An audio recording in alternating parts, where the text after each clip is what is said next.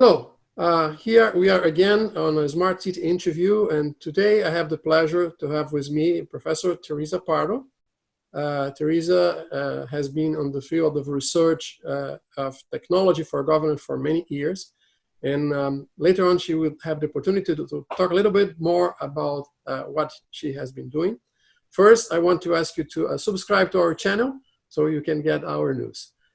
Theresa, please talk a little bit about yourself, introduce what you do on CTG. Great. Thank you, Lorenzo. Thank you very much for having me here on Smart City TV. I really like this initiative that you've started and look forward to seeing many more sessions in the future. So as Lorenzo said, my name is Theresa Pardo. I am the director of a research institute at the University at Albany called the Center for Technology and Government. And not surprising, we focus on innovation in the governmental context, and in particular, we look at the interdependencies of policy management and technology innovation. I also serve as a full research professor in public administration and policy at the university, and as special assistant to the president as I carry out a project on COVID-19 and minority health disparities on behalf of Governor Andrew Cuomo here in the state of New York. Okay, good. So Theresa, let's begin with one maybe provocative question for you. So New York is not equal Rome, Rome is not equal Sao Paulo, and Sao Paulo is not equal Dubai. Right. So how can you tell about providing the same type of smart city solution when the context of the city is different? I know that you did some research on that. Please elaborate. Sure. Well, this is, a question that's at the heart of CTG and has been for since our beginning 26 years ago. And when we were working with governments at all levels and including cities before we called it a smart city environment. But in that work, we have always paid attention to the need to understand the specific context within which a particular innovation is being considered as a way to solve a public policy or public practice problem. So as we think about smart cities and we think about the potential of technology to change the way a city operates, the way it delivers services in a way that creates value for citizens, we need to deeply understand the context of that city. What are the particular capabilities and characteristics? What are its strengths and what are its weaknesses? Because we have cities that have tremendous IT professionals working for the cities. And we have other cities that have tremendous spatial scientists, GIS professionals working for the city, but less capability in their IT shops. And sometimes those capabilities that are necessary for a particular innovation to be successful are missing. And if we don't fully understand the nature of the problem and how that problem is being instantiated in a particular city, and understand the capabilities of that particular city, we run into risk. Right? And that's not to say that we don't. When we identify gaps in capability, that's not to say we walk away from an innovative project in a city. It's to say that we figure out how to build those capabilities. Because if we undertake those projects without the capabilities, or worse yet, without knowledge that we need those capabilities and we don't have them, then we run the risk of failure. And one last comment on that is what we know is that, and this is becoming, in the context of the current pandemic, this is going to be even more of a challenge, and that is city government budgets are limited. And you can't waste money by being idealistic about what's possible. We need to be very realistic. We need to be very, very specific. We need to be very, very detailed in our understanding of the problems and the potential solutions and how those potential solutions can be realized within a specific and very, very well understood context. Otherwise, we waste the public's money. Yeah, that's correct. And I think there is a very interesting case in Singapore when they were building the subway in Singapore, and they realized that they didn't have enough rail workers. So there were not that capacity on the country. So they decide to create a school for railroad workers, Yes. so they can later on provide the working force that they need. Exactly. So it's a famous case study. Yes. And that's it's a perfect example, and we see this not so much at the city level, but increasingly at cities. Here in the U.S., the U.S. federal government began to recognize that they didn't have enough cybersecurity professionals, and so they created an incentive program for individuals to get their cybersecurity degrees, and have now filled the gap to some great extent in cybersecurity professionals working for the U.S. federal government. So they recognize the gap in capability or a gap in capacity in some cases, and figured out a way to fill it. So I think that's exactly what I'm talking about. Find your weaknesses and fill them. Yeah, correct. So we always get back to education as the basic. Build the workforce. Everything else, right? Right. Exactly. So that's the point. And what about the study that you did in Dubai? Which were the main findings that you have that in the city? So the paper that I wrote in the Dubai Policy Review was basically just a commentary or an essay. So, I mean, for years I've been working as a member of the Dubai jury panel for the Dubai model government, and that's been a real honor to work with those teams. And so I had the opportunity to write this policy piece for the Dubai Policy Review, and it was in that paper that I had the opportunity to draw on the work of colleagues such as Mila Gasco, who is the Associate Research Director at CTG, and Ramon Gil Garcia, both again at CTG, Albert Meyer from the Netherlands, and Manuel Bolivar Rodriguez, and these really leaders of the smart cities academic community, the scholarly community, are, I would say, thought leaders in a new way in terms of the criticality of context and learning and developing new tools and techniques to understand context. And for example, even at the highest levels, right? So as we think about smart cities, we tend to think about cities that are growing and that the infrastructure is straining. The health infrastructure, so both the physical and the social infrastructures are straining. And so how can we continue to grow or change or innovate in the way those infrastructures, again, social, physical, and otherwise financial, are provided? And a lot of what we're talking about in our communities, our scholarly communities, is about that kind of a problem. But increasingly around the world, we're seeing the problem of shrinking cities.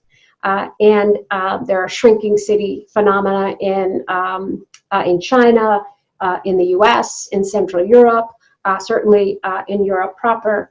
And this is a different kind of problem for cities. And so how does a shrinking city with a shrinking budget manage to raise the funds to ensure that its infrastructure, again, social and physical, serves the needs of the citizens? So it's an entirely different kind of problem, right?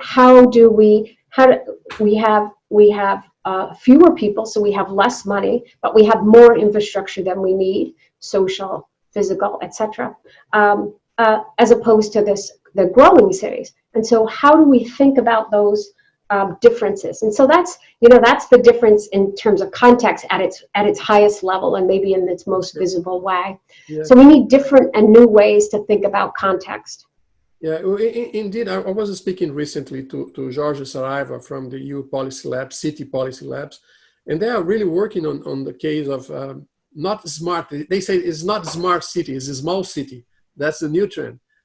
So that's the case. In the issue of shrinking cities, it's very, very considerable in Europe. Yes, it is. Yes, absolutely. Population reduction it's okay, but since you talk about cities shrinkings and all these problems, what can we replicate in the learnings we have with e-government on smart cities. We did a lot of mistakes when we were trying to do e-government. Can we learn something from that and apply that learning and avoid those mistakes when we work on developing smart cities? Sure. Well, I think we can try, right? And I think the ways that we try are some of the fun. We have to be able to apply some of the fundamental concepts of innovation.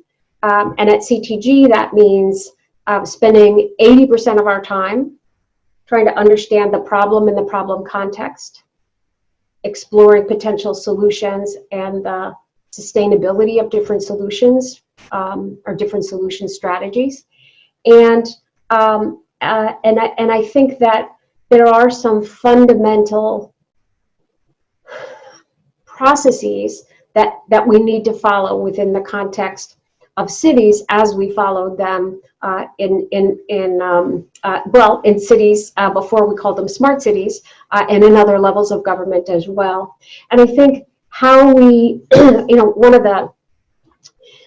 the differences that we have now, right, and have had for a number of years, is that we have new capabilities available to us as a consequence of new and emerging technologies, right? So we have data available in ways that we've never had it available before in volume, among other characteristics. And then we have the technologies that make it possible for us to do things with that data that we've wanted to do for years and we weren't able to do.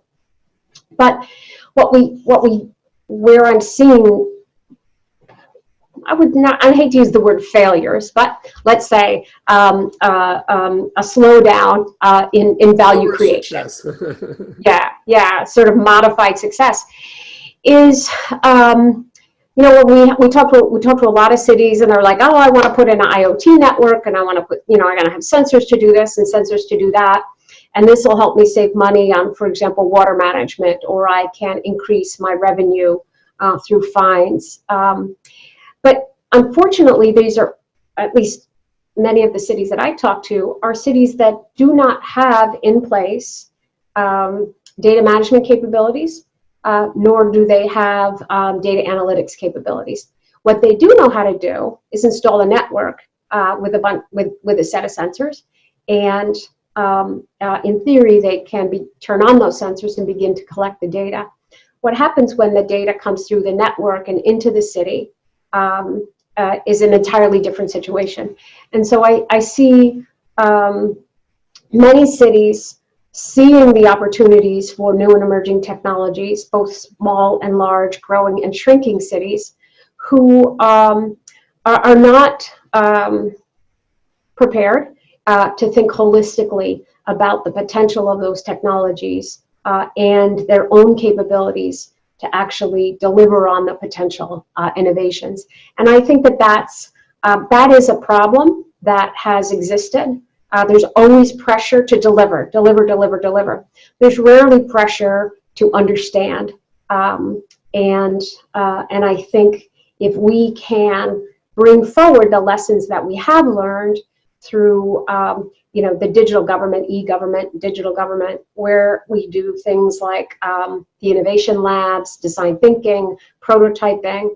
At CTG, we do what's called comprehensive prototyping, which is that we don't just prototype the technical solutions, but we prototype the data solutions, the management solutions, the policy context within which that system has to be placed.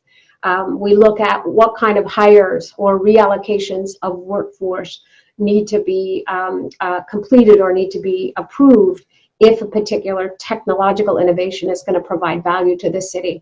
So this kind of 360 look at what's required for success is something that we have grown to appreciate over the years, and we need to see that within cities if they're going to continue to be successful. Yeah, that reminds me Jules Verne, when he wrote Man to the Moon. The three men were planning how to get into the moon, and they said, okay, let's build a cannon. The cannon must have 100 meters in depth.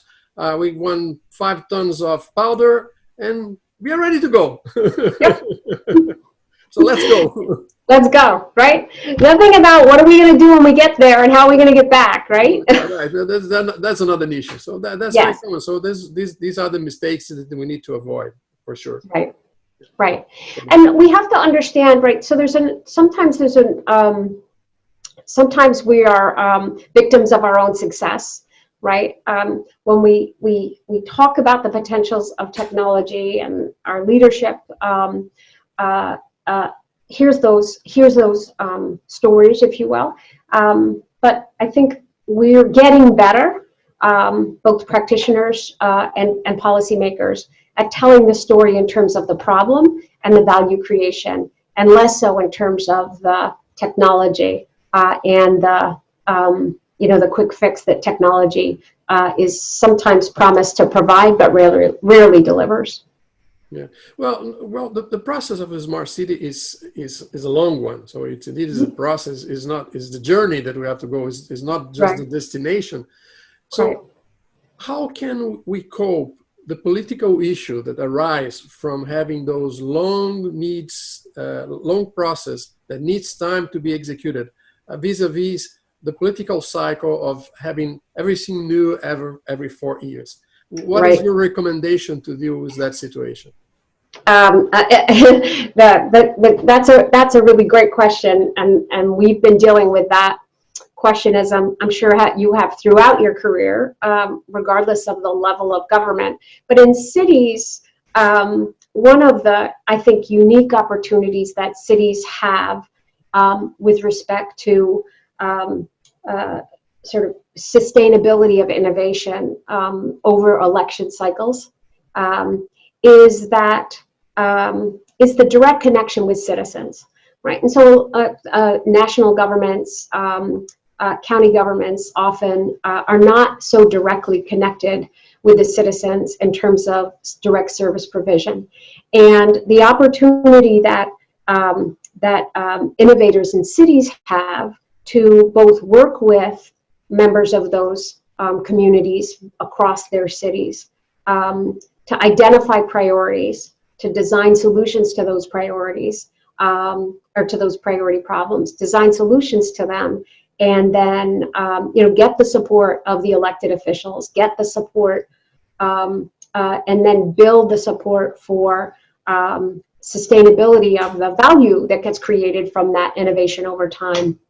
And so, essentially, what I'm ultimately saying is building the support base from the beginning, so that when the new elected officials are coming in, one of the things that is hard to do, but would be nice to do, is getting those innovations in place as early in those election cycles as possible, so that those innovations have the opportunity to be institutionalized before the next election cycle, and not only institutionalized kind of organizationally, but that they become part of the fabric of the service or the service environment that citizens and others who live in those cities expect. So there's no magic bullet, and a lot of it is about timing. Right, so one of the cities that I've studied over the years is New York City, of course, and New York City 311, one of the most famous service innovations. And there were a lot of conversations, a lot of questions when Michael Bloomberg was leaving office, because it was a Michael Bloomberg initiative. Would it survive under de Blasio? And it has survived, and it survived quite well. But Bloomberg was mayor for a long time, and it was almost in 9 years, I think. And so the services were so deeply embedded in the fabric of the city that they could not be taken out. So I guess there's in the short run maybe two answers: or start early in the election cycle, as soon as the elections are over, and build the base of support as quickly and as deeply and as widely as possible. And provide a service that's good. Yeah. Yes, absolutely. Yeah. Otherwise, it will not work. We have the example in Brazil of the Poupa Tempo. Is basically a single window system where you integrate in a single place all the government services. And that has Right. been coming for years and years and moving across different governments because the initiative was well done, the services Right. was great, people like it, so everyone wants to keep on going. So Right. it's a process. Right. But Yes, no one wants to be seen as the official who takes that down. absolutely, Right. absolutely. So, but in that regard, developing these good solutions also are related to having good technology. So things like this single Windows or 3-1-1 will not be possible if we wouldn't have good technology behind it. So how do you foresee the use of new technologies, rising technologies such as artificial intelligence, in the process of generating insights and helping the construction of public policies that are much more independent from the government, but much more based on data and in real insights and real intelligence? So that's a very timely question and a really important one. I think so. Some of the writing and the talking I've been doing about artificial intelligence within the context of cities and other levels of government has been very much about the issue of, or the challenge of, trustworthy systems. Right? So the potential of AI to create public value, to transform organizations is, it's unquestioned. There's just such great potential there, and there are things that need to happen in our organizations. Getting back to the point about data, right? So we need to have data infrastructures that are appropriate and relevant for those environments. But when I think about the use of artificial intelligence in the public sector, as for automated decision making, for example, it raises tremendous questions for me about our ability as citizens, our ability as individuals, as government officials, to make judgments about the trustworthiness of those technologies. And so we think about things like transparency, right? Can we explain how those algorithms work? Is there transparency in terms of what the data represents and how that data is going to be used? Do we understand the biases in the data? Are there biases in the algorithms, right? So we often talk about bias in the data because the data was collected in a very specific way, or et cetera. But bias can also be introduced into algorithms. And how can we create governance structures that are sufficient to be able to, if you will, intervene or monitor at literally at the development level of algorithms, right? So how do we create the capability to bring together our computer scientists with our ethicists so that we are, if you will, almost in a constant conversation about the need to be able to have systems that are transparent, reliable, so they do the thing you expect them to do. AI sometimes, right? We talk about its ability to do things, to learn, and so what is it learning, and then what does the result of that learning process look like?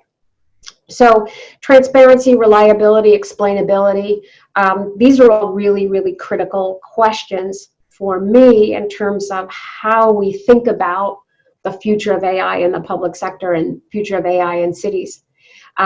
So one of the things that I know is happening in some places around the world is that they're creating legislation that requires governmental review of any technology that is AI-based.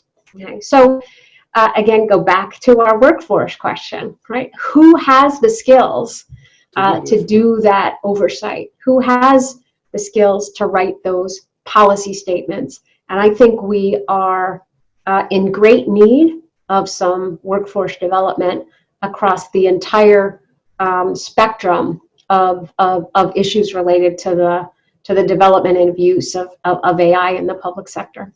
Yeah, and we need to bring other disciplines into the discussion, because we have an issue about ethics.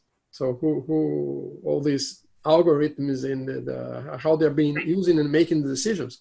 Exactly. There were a recent discussion about if there is a self-driving car, if there is a near accident, and the algorithm needs to decide who needs to die, the Right. driver or the walker. Right. Well, So who exactly. takes And the decision?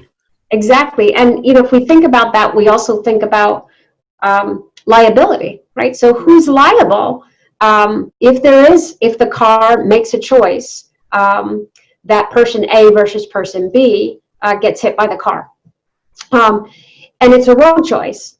Is it the car maker? Is it the algorithm developer? Is it the person that provided the data to train the car over time? The car Is it the owner? streets? Because the streets have to be created in a certain way. We have to have the sensors on the side.